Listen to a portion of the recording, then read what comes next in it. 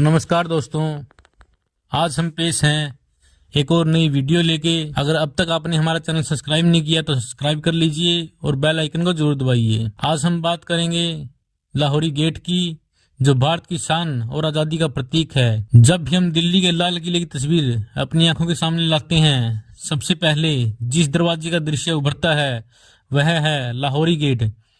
यह गेट न केवल एक स्थापत्य का अद्भुत उदाहरण है, बल्कि भारतीय संस्कृति, इतिहास और स्वतंत्रता संग्राम की गवाही देने वाला साक्षी भी है। इसका नाम लाहौरी गेट इसलिए पड़ा क्योंकि यह द्वार उस दिशा में खुलता है जहां से लाहौर अब पाकिस्तान की ओर रास्ता जाता था। आइए एक रोमांचक यात्रा पर निकलते हैं और देखते हैं कि लाहौरी गेट ने किन किन घटनाओं को अपनी आंखों से देखा, क्यों यह आज भी भारतीयों के लिए गर्व का प्रतीक है। 17वीं शताब्दी का समय था। मुगल सम्राट शाहजहां ने दिल्ली को अपनी नई राजधानी बनाने का निश्चय किया और यमुना नदी के किनारे भव्य लाल किले का निर्माण शुरू करवाया।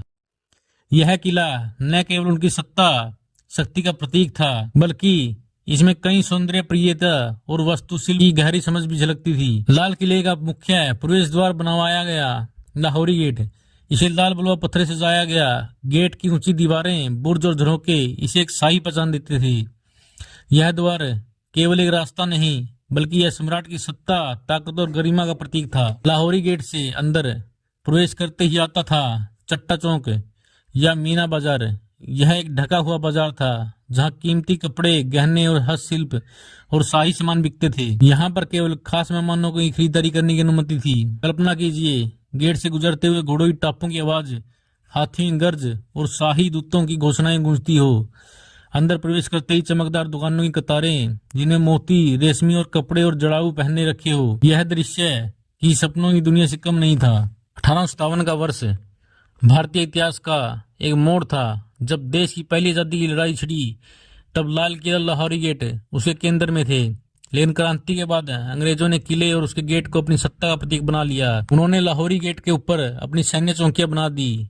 जहां पहले शाही परचम लगाता था, वहीं अब ब्रिटिश यूनियन जैक फहराने लगा। गेट की दीवारों पर तोपे और अंग्रेज सैनिकों की निगरानी ने उस शान को धूमिल कर दिया जो कभी मुगलों और भारत की विरासत थी। समय बीतता गया और स्वतंत्रता की ज्वाला तेज होती गई। लाहौरी गेट इस संघर्ष का प्रतीक बन चुका था। हर भारतीय के मन में यह सपना था कि एक दिन इस गेट पर फिर से तिरंगा लहराएगा। 15 अगस्त 1947 का दिन आया। लाखों भारतीयों ने रेडियो पर सुना कि देश आजाद हो चुका है।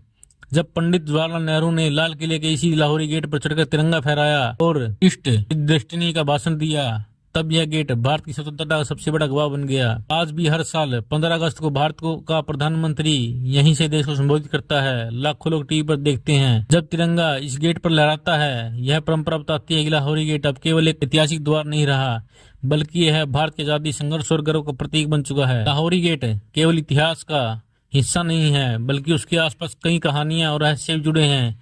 कहा जाता है कि जब शाहजहां यहाँ से निकलते थे तो ढोल नगाड़ों की आवाज से पूरा वातावरण गूंजता था। वहीं स्वतंत्रता संग्राम के दौरान क्रांतिकारियों ने इस गेट को आजादी का प्रतीक मानकर अपनी योजनाएं बनाई। आज भी जब कोई पर्यटक यहाँ खड़ा होकर गेट को देखता है तो उसे लगता है यह दीवारें अनगिनत कहानियां बयां कर रही हैं।